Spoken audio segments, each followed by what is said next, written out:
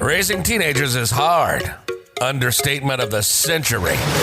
This is Mentor Select. Mentor Select.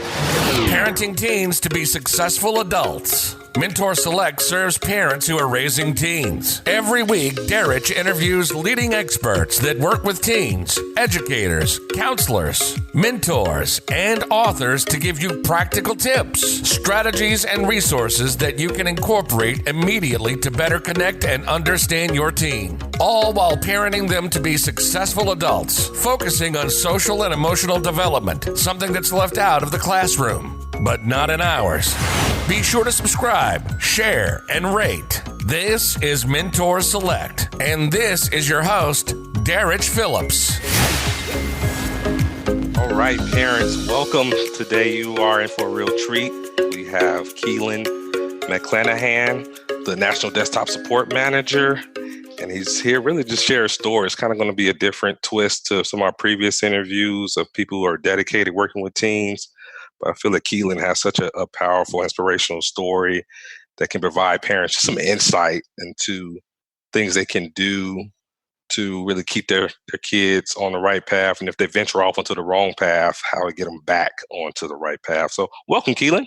Hey, thank you. Thank you very much. I appreciate you inviting me to be on the show. My pleasure. I've been knowing you for some years now, and that's probably recently, within the last year or two, I actually learned about your story. And I was like, wow, I never knew that. Never would have guessed that about Keiland. It was really inspiring. Thank you, man. I appreciate it. Where are you from, Keiland? I'm from Dallas, Texas, man. Oak Cliff, Texas, born and raised. For those that are out of Oak Cliff, proud of my little neighborhood, kind of.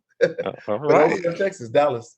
Awesome. Oak Cliff. That's your hood. That's my hood, man. That's your hood. Cool. Yeah, Oak Cliff definitely is a historic neighborhood. Has a lot of history and a lot of revitalization going on right now. There's a lot of revitalization. I've watched it go up, come back down, and now it's coming back up. So, it's a lot of gentrification happening right now, and it's good for a lot of community, so it's starting to bring dollars back in our area. Yeah, let's definitely support that.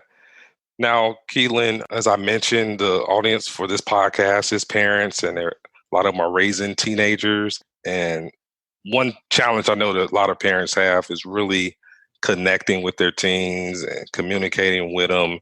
And then especially once they start rebelling and things like that. Take us back to your teen years and really kind of give us some insight into your story. Okay.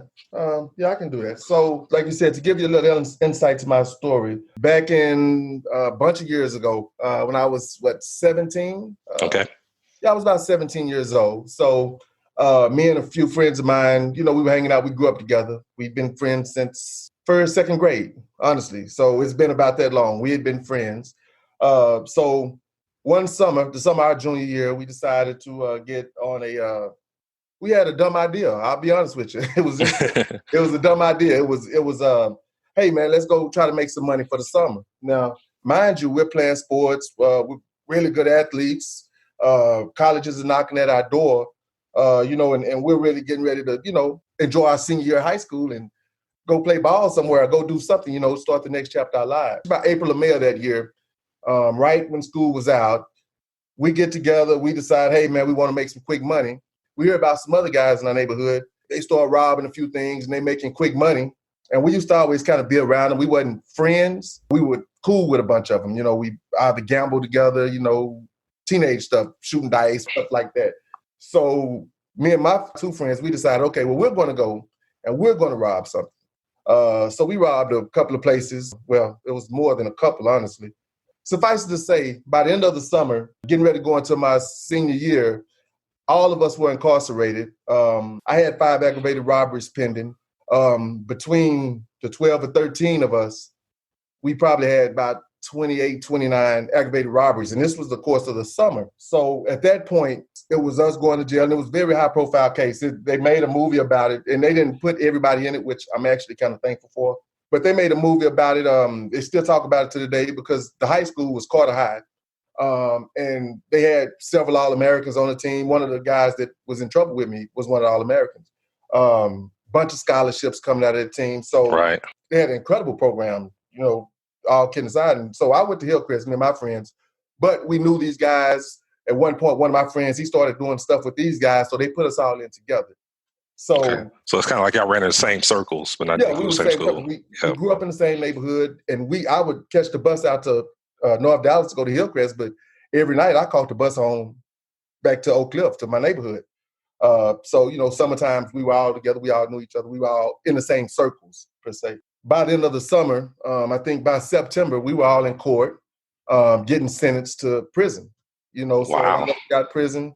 Some of us got probation, but a lot of us got prison. So that was the gist of that. So about the end of starting my senior year, I was on the way to prison, me and 10 other guys. That was the beginning of my story. And once again, like I said, it ties into you had the whole Carter High School thing, and I was right there in the middle. So when we was going to court, I'm sitting right there in the courtroom. I'm being sentenced with everybody. A lot of media and everything, right? Yeah, the media aspect and the media showing up in my door. And once again, I wasn't All-American, but I'm getting this attention too. And and to be a 17-year-old kid that's never been in trouble, I'm thinking slap on the wrist. I didn't understand that part of trouble, if that makes sense. So I didn't understand it until they put me in the little shackles and they took me to court and said, well, we're offering you 5 to 99 years. That's what this is. Wow. And I'm like, 5 to 99 Shock. years. What does that mean? Not be on the wrist and send me on my way. I'm sorry. Right, probation. I'm sorry. Yeah. I learned my lesson. I got it. I shouldn't have did it. I say by the end of that time, I was incarcerated. So you missed your senior year because you were incarcerated? Yeah. And when you say prison, you mean adult prison? Yeah, adult prison. Wow. I ended up going to Beto 1, which, being 17 and not ever being in trouble, the county jail was one experience. It was like, this was crazy already, and sitting there. But to go to prison and then to be from everybody, then I'm in there with the hardcore killers. Right. Dudes that kill 4 or 5 people and then, all grouped together. Selling marijuana, and you had the whole spectrum, gang members and everybody. To give you a brief example, a friend of mine came home and he told my wife one day, I met this dude in 1992. I've been there a couple of years. He was just getting there with a life sentence. He came home 3 years ago. Wow. We've been friends. We've been writing each other ever since. And I always downplayed it to my wife. prison wasn't this, prison wasn't that. But he came home and he said something that I never really just thought about. He said, man, all that stuff you see on TV is real. Yeah. And he was right. The people getting stabbed and killed and all this stuff, it happens there. Right. It was actually a real experience. Yeah, that was gonna be one of my questions. Like, is it really as bad as we see on TV? And it depends on where you go. Yeah, It actually is. It's not fun and games. It's always watching your back or being prepared for anything. And even as I get older, it still translates to now. When I go to certain places, and I guess that would be the PTSD of that situation. Exactly, same as the military, Yeah, I'm still prepared. I still walk in the room and I still watch the room and honestly, I size the room up. My escape, who I need to get first, if I need to get somebody, and protecting me and my lady, so. Right. Yeah, I definitely understand that. So Keiland just covered a lot as far as your story. We definitely dig a little deeper into it. So my first question is, how long were you sentenced? I was sentenced to boot camp. Okay. So I was sentenced to boot camp, and I didn't make boot camp because I was mad at myself. If that makes sense. So I was mad at the situation I was in, and so I wasn't really acting right. So I ended up going from boot camp to getting sentenced to 16 years. Wow. In the Texas Department of Criminal Justice, or corrections at the time. So I had a 16-year sentence when I went down there. I started with a 16-year sentence. Okay, wow. What's really important, especially for the parents listening, I can imagine just could be their worst nightmare. But what you mentioned is so important. Prior to this, making a bad decision, what teens are known for doing is we do make a lot of just bad decisions and being reckless, but you had never gotten into trouble before then. No, I'd never been in trouble. No juvenile, no this or that. I've done the little stuff. Stealing candy like kids do. Yeah. But nothing. I'd never been in any trouble like that. Exactly. And that's what can be, what I think is alarming to parents. So their child, and 17 years old, 16 years old, never getting in trouble. And then, wow, now they're facing, like I said, 5 to 99 years. Yeah, and multiple cases. Right. So that's really alarming. Now, just some more of your background. Who were you raised by?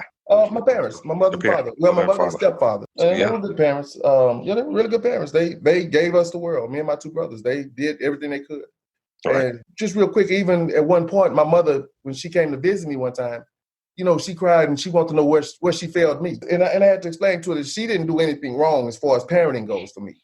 Okay. I knew right and wrong. I knew everything about it. Other than the consequences of that wrong, I knew everything about right and wrong. And, and even my forward trajectory as far as life.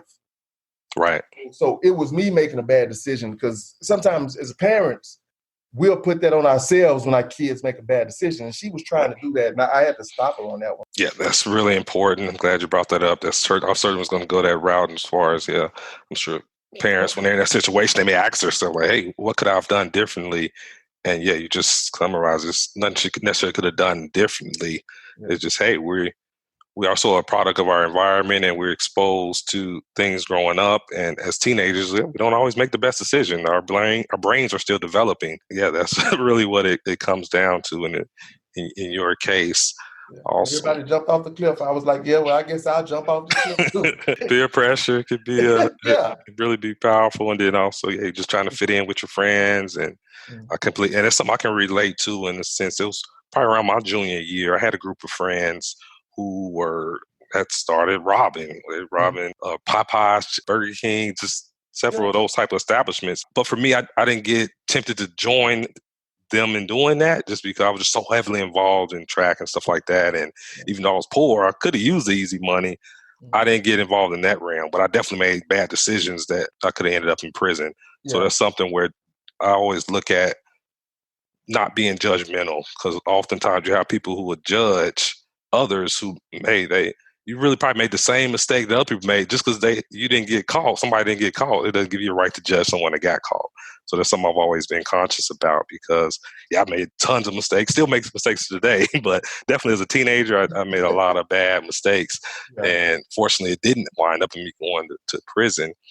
And it was my 7th grade year where we actually took a tour to a Lake County jail, kind of like a Scared Straight type school trip. And that really kind of opened my eyes, like, man, I'm not built for a place like this. Like, this is not glamorous at all. So, obviously, that experience really helped change my life around.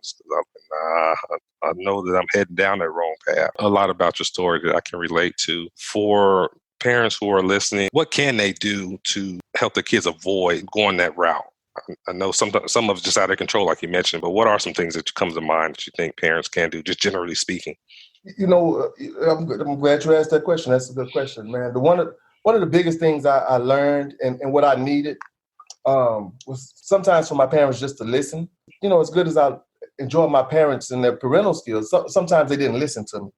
And I may want to talk about nothing sometimes, just a little bit nothing. But I wanted a situation, and I think it should be a situation where the door is always open. Right. It makes sense for you. Like my children now, they can come talk to me about anything, whether I like it or not. Right. I'd rather you come talk to me before you go do something crazy. Exactly.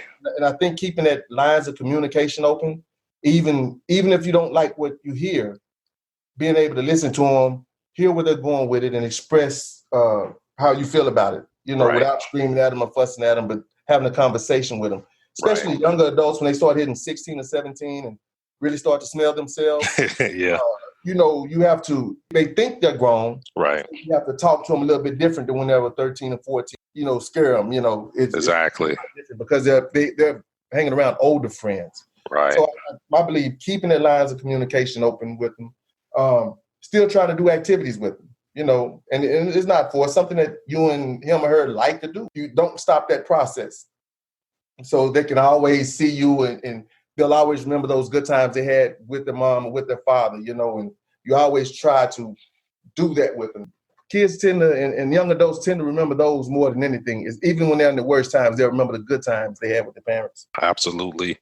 And that's certainly a recurring theme based on the experts that I interview who work with teens day in, day out, just those lines of communication, just being able to just talk to your teen and maybe talk to you. And like you said, when they come to you and tell you something, you just got, as a parent, have to be conscious about not shooting them down, not downplaying it, not making them feel stupid or something like that, because that's conditioning them to not come to you and talk to you. So, Exactly. but as you mentioned, if you just have an open ear, and whether you like it as a parent, like what they have to say or not, you talk to them differently and you're receptive. And that goes a long way. It does. That honesty, especially when you're honest with your child and vice versa, Right. that stops a lot of the madness that they want to attempt to do. Right. That actually cuts it short because they consider you when they're considering the things they're going to do, and they'll consider how you actually feel about it. Right. As compared to just, they'll deal with it. Yeah. Or just rebelling.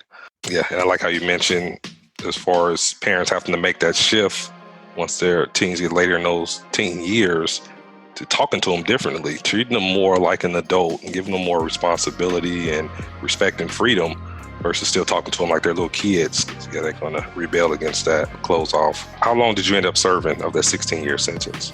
I did 13 years, 6 months, and 4 days. Wow, that's a long time. Especially, I'm just trying to. It is. Wow. It is, and you have to look at it. When you look at it, relatively speaking. So I have to tell people, like some of my friends, when I'm out and we get to talking about things that happened in the 90s, I have to explain to them, I missed the entire 90s. So Wow. I don't, when this singer came out and these songs, I didn't, Tupac, I missed him. I missed all of Tupac, so, wow. it's I have to kind of put that in perspective for people. Right. But that's a long time. Right. Before we go to you transitioning out, so for those parents out there who, hey, maybe they have teens in the same situation where their teens may be incarcerated, whether it's juvenile detention center or prison, what were some things that your parents did over that time period you was incarcerated that really helped you get through and was supportive that parents can do? You know what, they came to visit, and they didn't come to visit often, but I didn't want a lot of visits, to be honest with you. Once again, I spent the first few years being mad at myself. Okay. And so I was in that vibe or that zone. But they came to visit and they encouraged me to, finish projects and get into stuff. So I didn't have a high school diploma, so I got in a GED program and got my GED because I knew I needed that. And it wasn't like I wouldn't have got a high school diploma. I didn't get it. So I got my GED, and then I got in some college classes. And I was like, okay, well, let me start taking some college classes. And they were supportive. If I needed money for classes, they sent money for classes. It was two things I understood I needed. When I got out, I needed every little bit of whatever I could get to have an opportunity. Right. Instead of just an X, on my back. So whatever little piece of paper, whatever that said, okay, well, he's done something different, I needed it. Okay. Plus I wanted it for myself. So I got in school, got a associate's degree, then I got another associate's degree, and I was like, okay, well, I want a bachelor's degree. So They had a program. I went and got a bachelor's degree in sociology. And it was all, Sam Houston State University had an entire program dedicated to incarcerated individuals. Okay. And so they sent professors to unit daily. So we had classes and all that stuff. So ended up getting a bachelor's degree, and my parents made it a point that if I said I want to try to do it, or if I needed some money for it and they had it, they would send it. They wrote often. They, came to see me when I asked, or if they just felt the need to come see me, and it kind of kept me in the loop as far as what was going on in life. They didn't ask a lot of questions like, about what was going on down there, because it was prison, and I didn't want to have to lie to them about how bad stuff was in there. Sometimes they were supportive, and when I got out, they knew that, hey, as long as you have your head on straight, we got your back, and let's try to, get you moving forward. And don't let this be your final stop, or don't let this be the peak in your life is going to prison. Okay. Yeah. Awesome. And they said plenty of books. Plenty of books. All right. Plenty of books. Awesome. Great. Yeah, that's really good insight for parents if they do have kids in that situation, teens in that situation, where hey, still support them, and because they need it certainly. And it's not, as you mentioned, it's not the peak. It's not, that doesn't have to be the end. It's just a setback. Now, throughout the 13 years that you were in prison, did you see a lot of other teenagers in prison? It was my peer group. So they would send you to units where your peer group was. So if they were sending me units where the youngest age would probably be 15, the oldest would be 26. After about 26, you were an old person on the unit. Old head. Yeah, you're old head. The youngsters call you old school. You 26. Okay. And so it was a lot of guys that I see to this day, but we grew up together. You know, we were there 13, 14, 15 years together. We started off at 17. Gotcha. I had one Okay. friend, he just was released last year. He got incarcerated when he was 11. Wow. 11 years old. And he did 30 years on a 30-year sentence. They made him do every day of his sentence. Wow. So he's 41 years old now. He's been there since he was 11. And me and him are friends to this day. But it was a lot of my peer group that was there, and a lot of us were the same age. So some of us are figuring it out. Some of us are hard-headed. Some of us are super angry. And it's just one melting pot. We're all in the same room, you know, and it's survival of the fittest. Right. Yeah, definitely. I can only imagine. Now, I want to go back to something you said previously, where you said when you first got locked up, you were mad at yourself. So from the point when you first got locked up and the point when you got released, just kind of walk us through, I guess, the phases you went through and your mindset by the time you got released. It took me probably 3 or 4 years to realize that I'd made the mistake, and it was time for me to actually just get over the mistake I made. Okay. Like I said, I didn't blame anybody else. I didn't blame my friends. Right. You know, like, oh, yeah, y'all made me go. I didn't blame, I didn't blame anybody. It took accountability. Yeah, it was strictly on me. And I remember the night I made the decision to go. So I even remember that moment where I could have went left or right. Yeah, so for me, I never blamed anybody else but myself. And then, like I said, once I got into school and started getting degrees and started preparing for life afterwards, because I knew this wasn't my life. You know, I planned on getting out and going home. So I started preparing for life afterwards. And that meant, you know, studying whatever I could, stock markets, jobs, schooling once I got out. So I started looking at schools for once I actually got out, who would take me, what kind of grants I could get to go to school. Okay. Stuff like that to further my education. And then I also started preparing myself as far as how I acted. Because you have to adjust your vernacular from when you're incarcerated to when you're out and you're applying for jobs and right. dress. So it was that total thing. So as I started preparing to come home, I started adjusting a lot of those behaviors more. Not that they were bad. You know, I was one of the more educated people in the system, you know. Okay. In where I was, not in the system, but where I was. But it became a point where I started to actually prepare myself for release. You know, probably 2 or 3 years out, I started preparing myself for release, what I was going to do, kind of having a plan, and also made the decision that as long as I was doing right, I wasn't going to let anybody deter my plans. I got to keep going forward. And if you don't think this is a great idea, if I got on, my mom said, well, I said, Mom, I'm going to school for this, and say, well, I don't think it's a good idea. I can't let her deter that plan because I have a course of action I plan on taking. And, you know, if you start to deviate, you'll keep deviating, you know, sometimes. And that's what happens to a lot of people that get out and then go back. But I tried to stay focused. Awesome. Now, what was it like when we first got out? Was that transition hard? Because now you're National Desktop Support Manager, you're successful. But what was that transition like? It was hard. I'm not going to lie. It was when I came home, it was January 20th, 2004. So when I came home, it was culture shock. Things had changed. Right. When I left, the phones were in bags, and you couldn't get a signal. You know, now they got something called a Bluetooth on. You know, and I'm like, Some Star Trek type stuff. You know, the style of clothes had changed. You know, so women are wearing heels and tight jeans, and this is blowing me away. I'm like, what's going on out here? But it was hard to get a job because I've been incarcerated so long. Although I had degrees and I developed computer skills down there, it was still a matter of, well, you've been incarcerated and you have this X and you have all these, you have a criminal history. You have a background that's hard to look past. So I was actually getting interviews. So the first, I think, 8 or 9 months, I'm getting interviews. I got interviewed with Southwest Airlines, and I made it all the way up to the where I had a group interview with like the executives, you know, and this is desktop support. I was going to be like one of the guys there. And I got the job, got hired, background checks. And then once the background check came, it was, hey, well, we can't hire you, your background. Oh, man. And that happened probably 3 or 4 times. Okay. It was great jobs, you know, especially starting off. Background check here, background check. And it was getting me every time. The thing I didn't do was let it discourage me. Wow. So it was, I made it, I have a motto that I always kept, and is I accept no's like I accept yeses. You know, so when you started telling me no, I was okay with that no because I knew I'm going to get a yes at some point. And eventually I got on with a desktop with Best Buy. doing desktop support there for a while. For a few years, I ended up making manager there. I was there for about 5 years or so. Ended up leaving there, started doing contract work, and just kind of moving up because I actually enjoyed contract work better. But the entire time, it was about presentation. That's what I tell people now. It was about how I presented myself. So if I never told you my story, you wouldn't know my story. Exactly, yeah. And I was, when I transitioned, I wanted it to be like that. If I didn't tell you my story, you wouldn't know my story.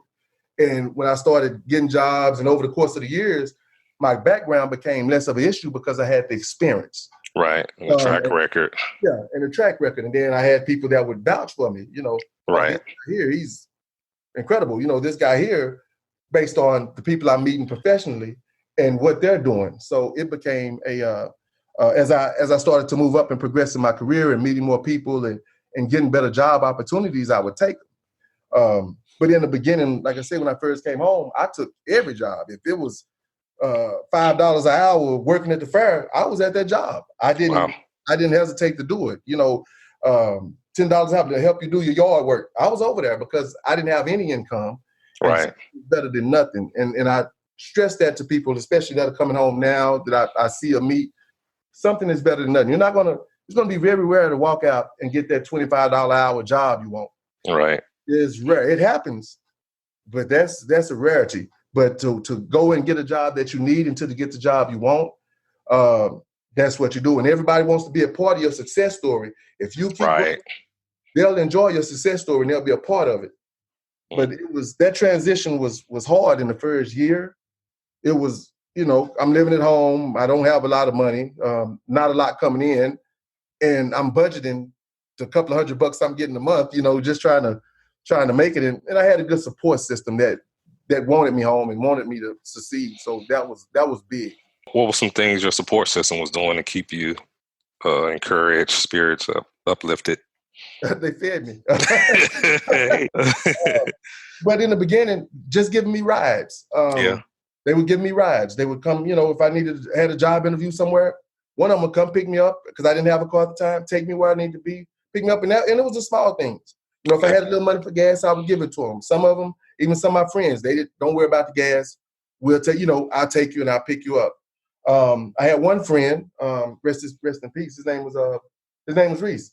But that brother there, when I first came home, and I called him, I said, "Hey man, I'm home."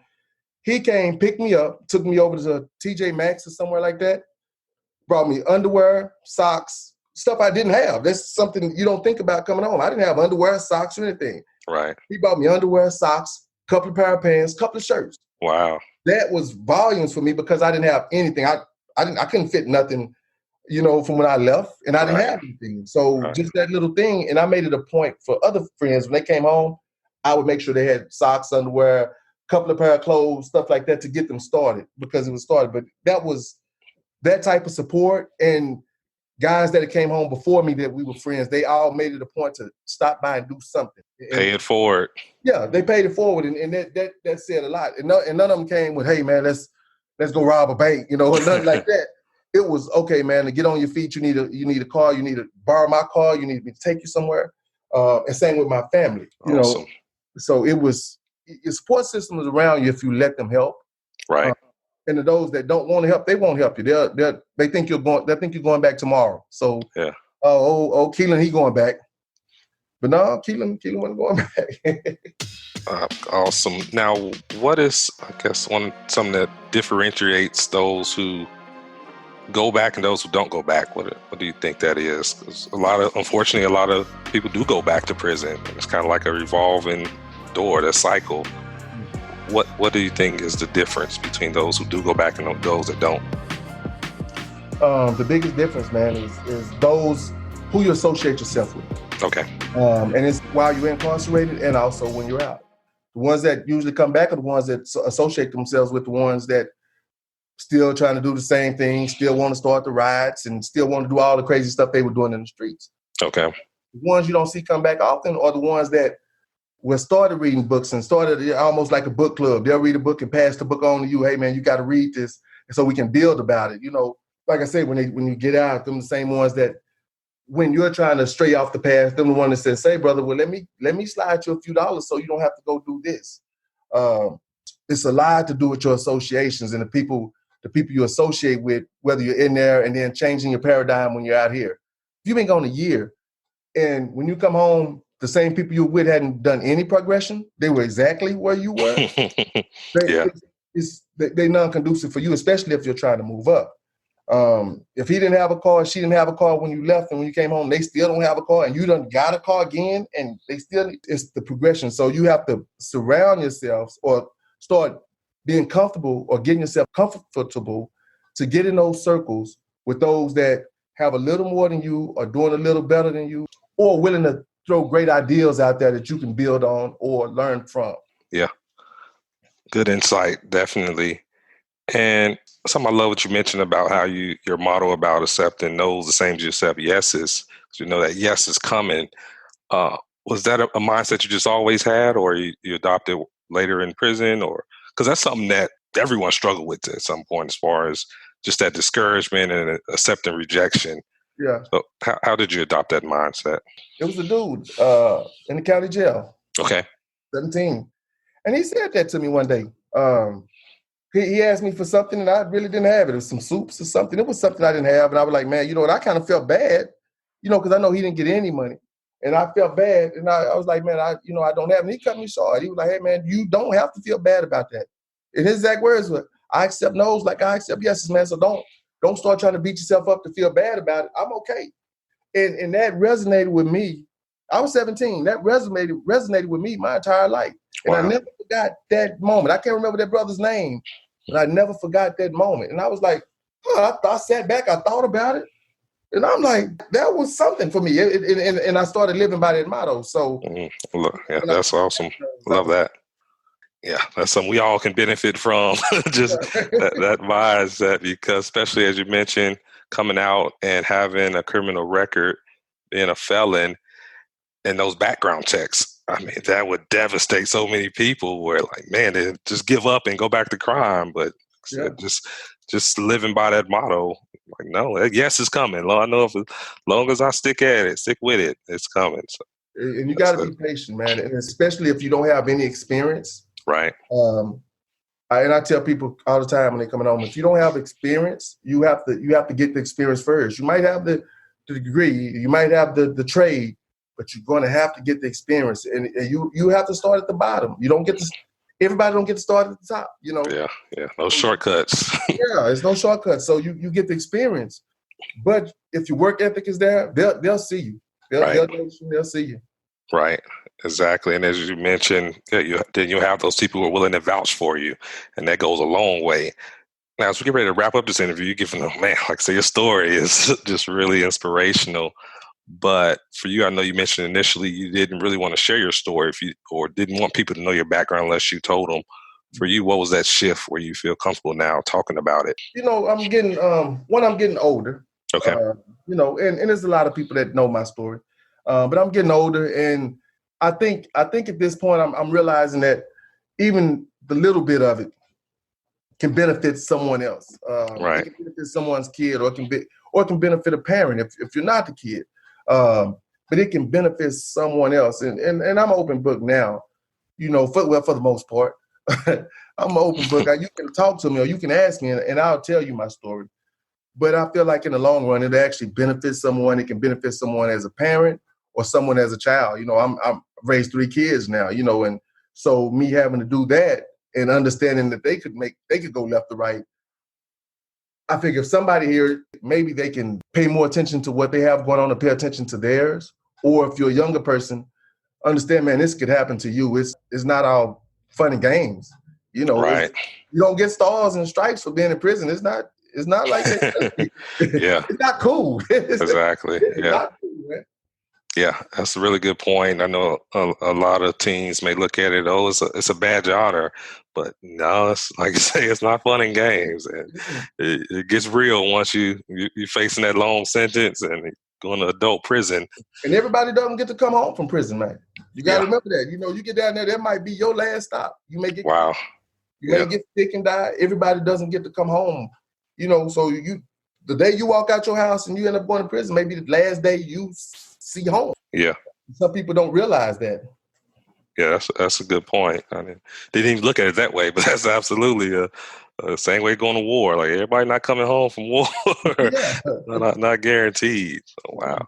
Well, Keiland, yeah, definitely can't thank you enough. I really enjoyed learning more about your story. I'm sure parents are going to get a lot of value from it, and I highly encourage them to have their teens listen to it as well. Just anyone, because give a lot of valuable just life lessons that people of any age can benefit from. Now, Keiland, as we get ready to wrap this interview, any last words of advice you want to give to parents, teens, and also how can we get in contact with you? As far as parents go, like I said earlier, man, pay attention to your kids. If they're doing something different or something new, pay attention. You know, they got all these new drugs out and everything, and you kind of watch your kids and see what they're doing, and also pay attention to their friends who they hang around. Make sure you do that. And if you're a kid, understand the consequences of your actions, because they can affect you for the rest of your life.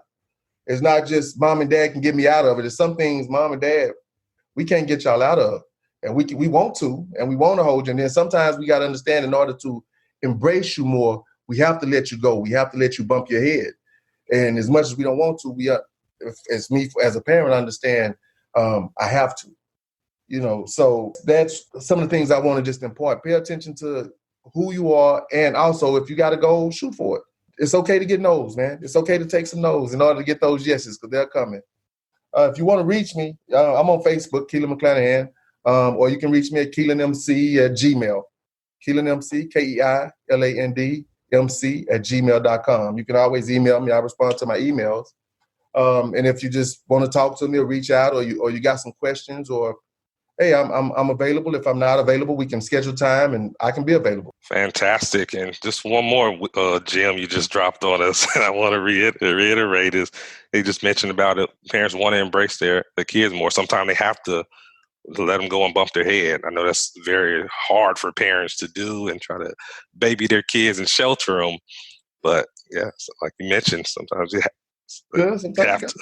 got to. No way around it. Yes, indeed.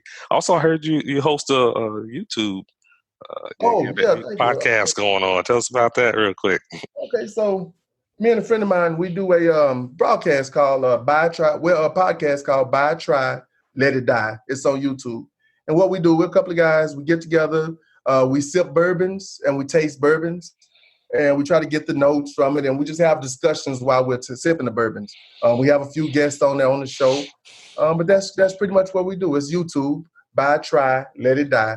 If you put Buy, Try in, Let It Die comes up first. But that's what we have and what we're doing. Fantastic. Please follow us on YouTube and like and subscribe. You can also follow us on Facebook. Awesome. I'm sure some of the parents listening may be some bourbon fans. So yeah, highly recommend it. Check out your podcast. Well, Keiland, again, I'd like to thank you a lot and just let you know that, hey, you're somebody that I admire and just consider you a mentor, stand-up guy, and just know that your story certainly is inspiring people, and it really can make a difference, whether you're just changing one person who may reconsider making that bad decision. And that's what it's all about. So I definitely appreciate you sharing your story with Mentor Select. Keep doing what you're doing, brother. I appreciate it, and I thank you for having me on, and keep doing what you're doing, man. I appreciate you. And every time I see you, it's always a pleasure, man. Yes, sir. You've been listening to Mentor Select. Mentor Select. Parenting teens to be successful adults. Hosted by Derrich Phillips. Raising teenagers is hard.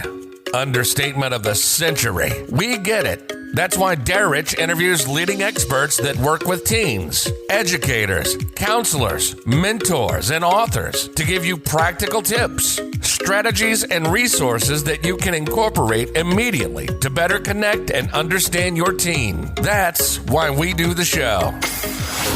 Be sure to share Mentor Select with other parents of teens. Follow us on social media at Mentor Select to stay up to date on the latest tips, strategies, and resources for parenting teens. Send your questions and comments to Derrich@mentorselect.com. Tune in every Wednesday for new episodes.